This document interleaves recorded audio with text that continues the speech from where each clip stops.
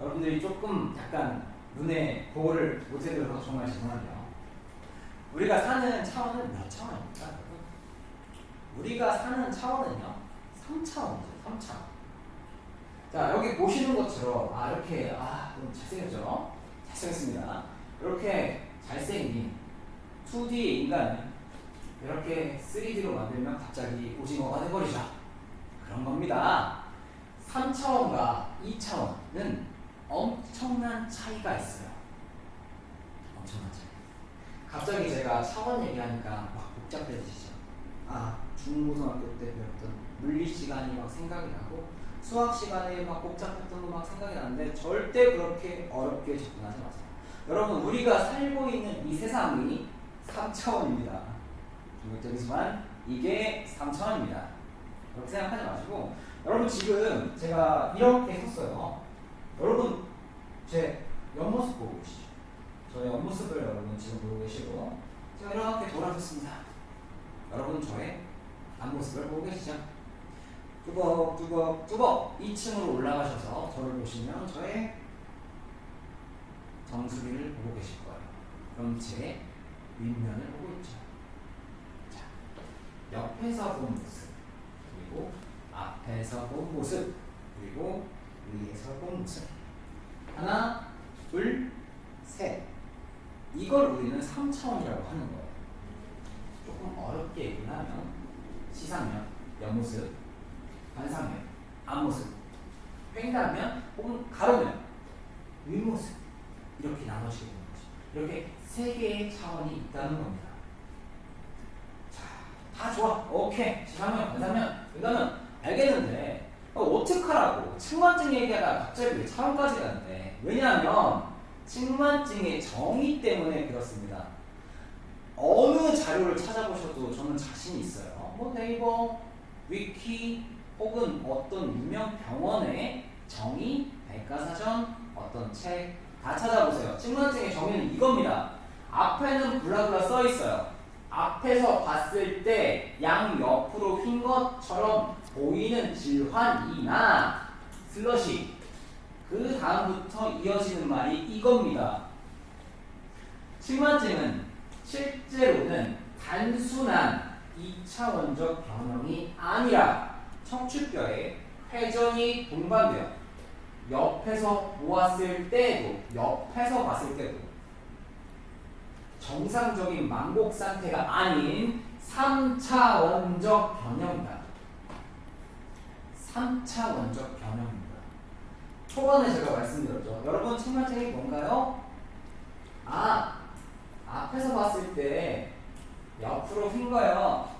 이건 측만증이 아니에요. 이건 너무나도 단순한 접근입니다. 측만증은요, 이런 1차원적인, 2차원적인 접근이 아니라 옆에서 봤을 때 옆면, 앞면, 윗면이 다 변형이 일어나면 3차원적인 변형이에요. 이 개념을 꼭 기억하셔야 됩니다.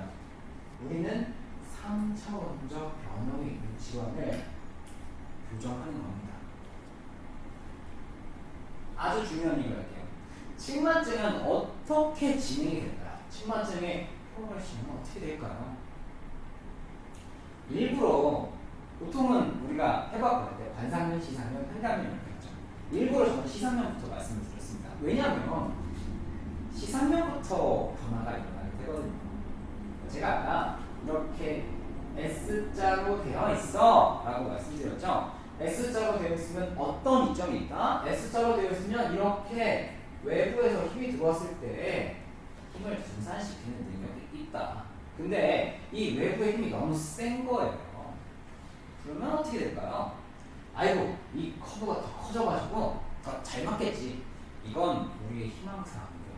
희망사항이고, 실제로 원래 가지고 있던 뒤쪽으로 있던 카이포시스 후마는 앞쪽으로 이동을 하면서 퍼지게 되고요.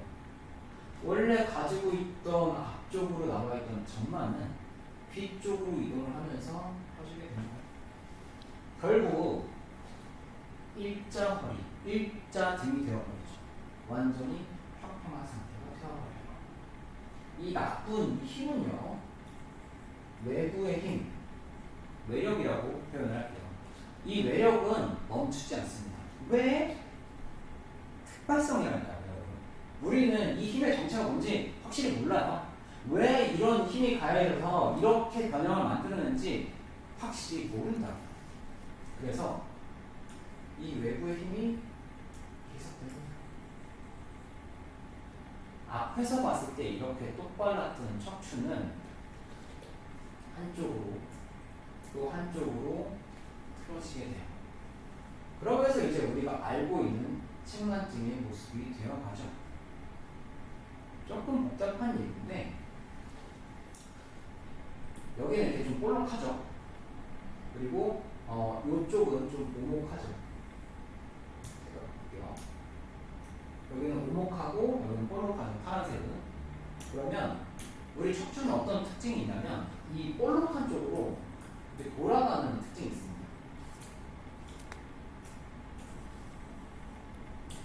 여러분이 생각하셨을 때 한 여기까지는 힘 주고 밑으로는 허리뼈, 위로는 이제 등뼈가 있는데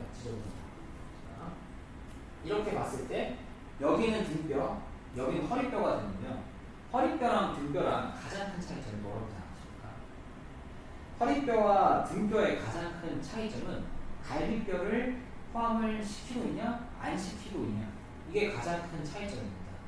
그러면 제가 이렇게 볼록한 쪽으로 몸이 돌아가는 거겠죠.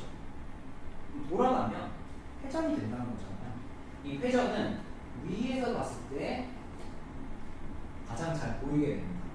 그래서 힘이 이런 식으로 계속 되니까 양 옆을 다 망치고 나서도 힘이 계속돼서 회전이 나타나게 되고 이 회전이 나타났을 때 등뼈에 포함되어 있던 갈비뼈가 같이 돌아가게 돼요.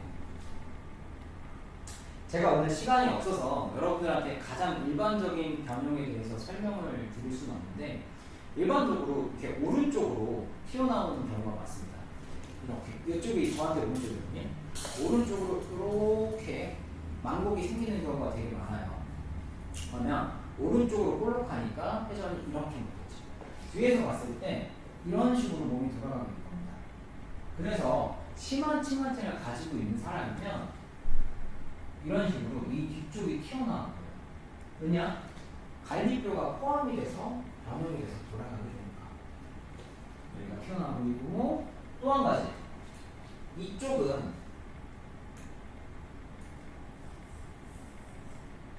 뒤에서 봤을 때는 여기 이쪽이 튀어나와 보이는데 앞에서 봤을 때는 얘가 튀어나와 보이겠죠? 그래서 이런 굴곡을 갖고 있는 사람은 여기가 튀어나와 보이고 앞에서 딱 뒤돌잖아요. 그러면 여기가 이렇게 돌아나가서 튀어나와 보이게 됩니다.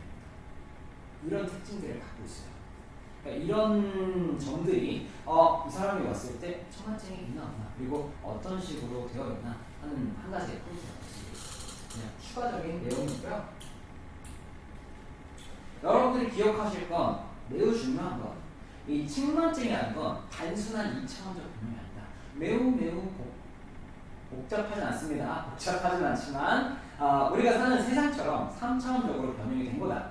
3차원적으로 변형이 됐는데 그 순서가 옆에서 온 시상면이 S자 굴곡을 갖고 있다가 일자가 되고 일자였던 관상면 앞에서 본 모습이 점점 힘을 받아서 양 옆으로 휘게 되고 그걸로도 충족을 못하는 이 나쁜 외력, 나쁜 외부의 힘이 이제는 위에서 봤을 때 이 모습까지 회전을 시키게 된다. 이게 측만증의 진행 과정이었습니다. 저는요, 이 측만증의 진행 과정이 정말 매우 중요하다고 생각합니다. 그래서 옆에서 봤을 때 시상면의 정상 각도에 대해서 그렇게까지 말씀을 드렸던 거예요. 여러분, 측만증이 왜 생기는지, 어떤 과정을 거쳐서 발전이 되는지 어느 정도는 이해가 가셨을까요? 이해가셨으면 좋겠습니다. 자, 좋아요. 그러면 왜 생기는지에 대한 답이 어느 정도 됐을까요?